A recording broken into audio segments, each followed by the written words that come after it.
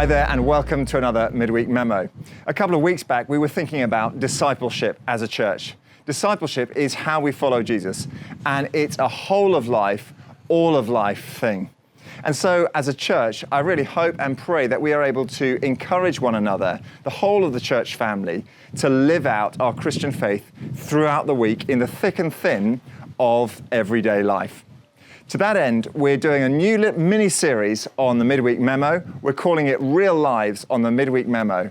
And each week, in the coming weeks and into the summer, we're going to be meeting a new member of our church family and hearing how the Christian faith affects them in their daily life. And the first door that we're going to be knocking on is a door that's quite a lot more familiar to me than perhaps some of you. And the person who's going to come out of it, I possibly know a bit more than the rest of you too. So here goes. Here's the first one. Hello everyone. Right, out we come. So this is Emily. This is Emily, my wife. And various kids and cats in the background.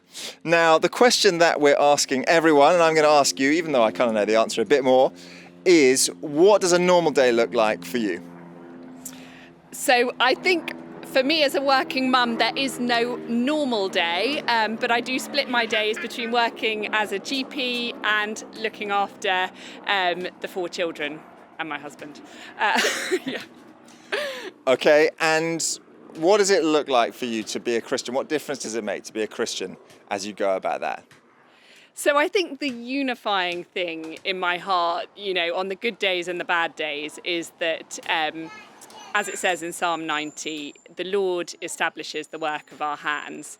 And as such, whether I'm at home cooking, cleaning, the chores, or whether I'm at work, that truth remains. Okay, and just give us a bit of a sense of where that really makes a big difference for you. And can you give us a particular detail? So life is messy, isn't it? And it's full of chaos, and therefore, we don't do it perfectly. And in medicine, that might be that you feel you've let a patient down, or you're not getting to the bottom of something. But it's knowing that the Lord has that in control. And I think it also means that prayer is at the forefront, that we have to pray that he will go before us, that, we just give our best efforts and trust that he will do the rest.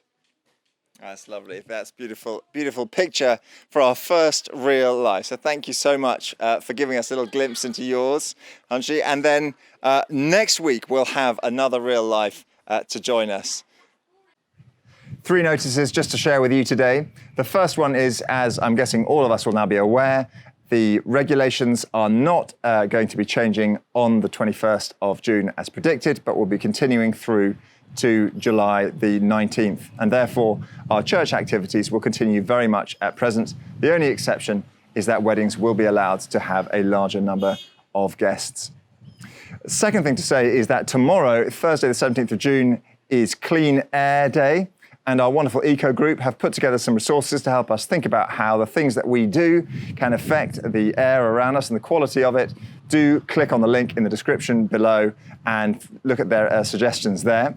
And thirdly, let me say a word or two about our youth work. This Saturday, back on the bus, our kids and their leaders are heading off to Blue Water for a Blue Water quiz. And we've got 29 people signed up. That's wonderful to have a number who haven't joined us on anything up till now. So if you need to get on board with that and you're not yet signed up, do sign up and do be praying. They have a wonderful time. And through it, youth will be drawn together towards the Lord Jesus. Thanks so much for listening.